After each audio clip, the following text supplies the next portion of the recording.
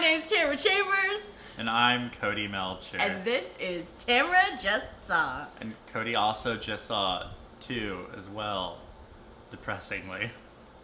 We just saw the Emoji Movie. We did do that to ourselves. Not good. No. But I think we have different opinions on what we got out of it. This is how you know it's a really complicated artistic piece. That we have a very finessed understanding of how terrible it was. I had the kind of terrible where I had fun with it. I thought it was so stupid. It was unoriginal and at points very boring. But I knew that going in, y'all. I knew it. And so I just wanted to have as much fun as possible, and I think I did. I think it was fine. I'd like to talk to Boss Baby. Boss Baby, I'm really sorry, man. Like, I came out swinging, thinking you were the worst thing I was ever going to see, and I did you wrong, man. You were terrible, but like, you know, the enemy of my enemy is my friend. I thought this was better than Boss Baby and Cars 2, for sure. Cars 2, I think it's equally as bad, banal, poorly written, poorly executed, not thought through, green-lighted for no reason, etc., as Cars 2. I didn't enter such a place of existential dread as I did in Emoji Movie as I did with Cars 2. I just did not like Cars 2. But I didn't rethink the entire concept of human beings being good people. I knew it was gonna be bad. I mean, as of this filming, it has a 3% on Rotten Tomatoes.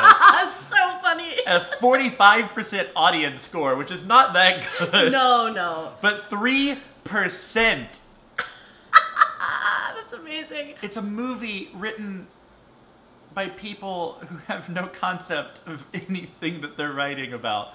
Yeah, it is. This is a bunch of dads who ask their nieces, what do you kids do all day? Why did they ask their daughters? Because they don't have children. But they're dads. But they're just dads. You don't have to have children to be a dad. You sure do. I have as much understanding of fatherhood as they have of anything involving phones, I'll tell you, or children in any capacity. It's a bunch of guys, fine, who ask their nieces or a random girl they saw at a bus stop, hey, what do you kids do all day and what's an emoji? No understanding of phones, how phones work. There are several moments of just... That's not how phones work. Right. Also, the story is a story that's so unoriginal. It's something we've seen so many times. It's, oh, I'm supposed to be this, but I'm not, so it makes me weird. But then at the end, it makes me special, and I have to go through all of this self-learning. And they go so deep into this unoriginal pit of darkness and despair that they say things like, I'm just looking out for number 1. Yeah. The whole movie is a series of advertisements. It really is. It really is. In your face. They jump around to different apps, and it's literally a giant Candy Crush ad, a YouTube ad, a Spotify ad, a Dropbox ad. It's all ads. That's such an antithetical thing to the concept of the original. And there are so many people trying to make beautiful art out there, and they can't get it off the ground. And this got a multi-theater release. I liked the voice cast. I liked the vocal acting. I thought it was really nice. They had way too good of people on this Stephen project. Wright was great. Stephen Wright was great. Christina Aguilera was in it. It was so weird. Patrick Stewart was the poop emoji. I feel so betrayed by that. I'm sorry.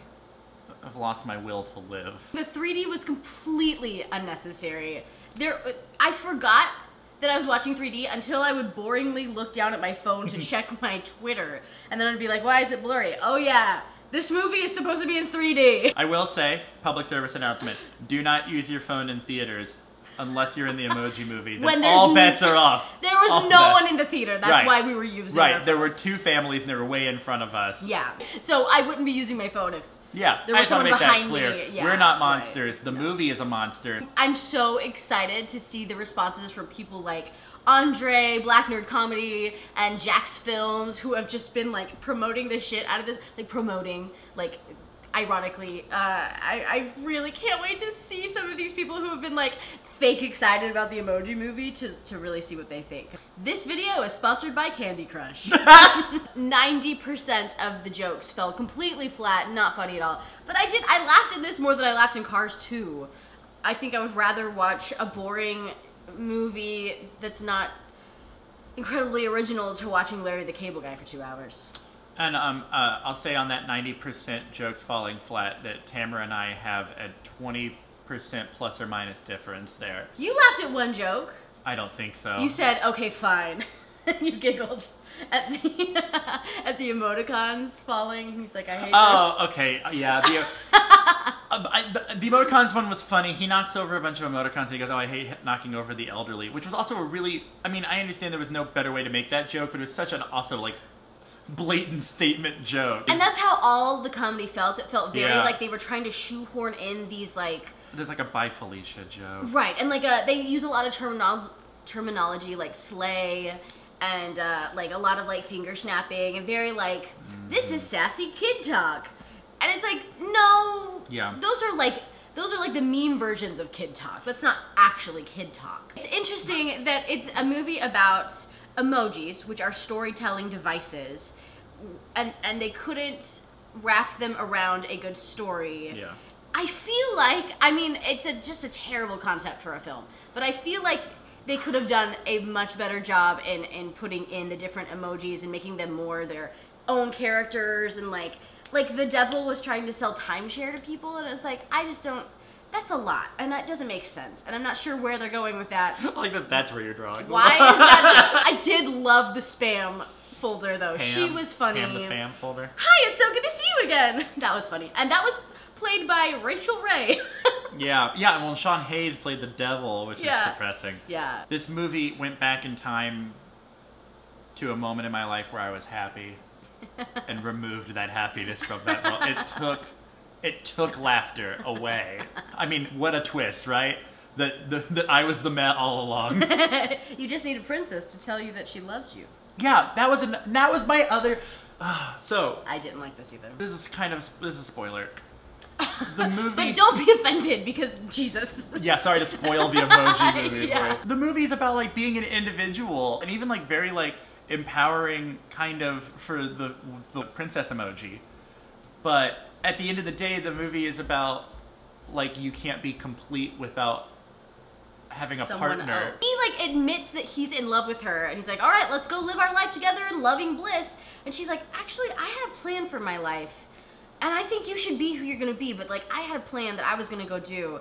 And then he turns into Meh, and the only way to get him out of being Meh is for her to be like, all right, fine, let's be in love. Right. Damn. And it's like, girl, you had a plan. It teaches him that he can't be anything unless he gets the girl. And it teaches her to like subjugate herself and for the greater good. Just settle. Yeah. They're blatantly saying, Hollywood is literally telling everybody in the audience, you have to have a love interest. Not even characters on screen. You as a person cannot be complete. There were also some just weird moments that were just kind of like, well, that was odd.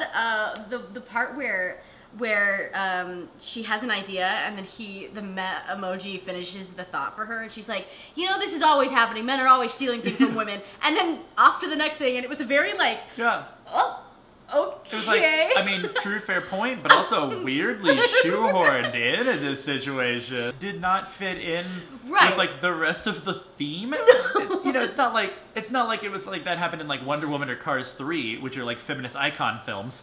But right. Like it happened. True. I thought the movie was terrible. It deserves all of the badness that's coming towards it on Rotten Tomatoes. I think that I had a stupid time with it in a good way. I hope that this movie gets knocked off a skiff and falls deep into the jowls of the Sarlacc.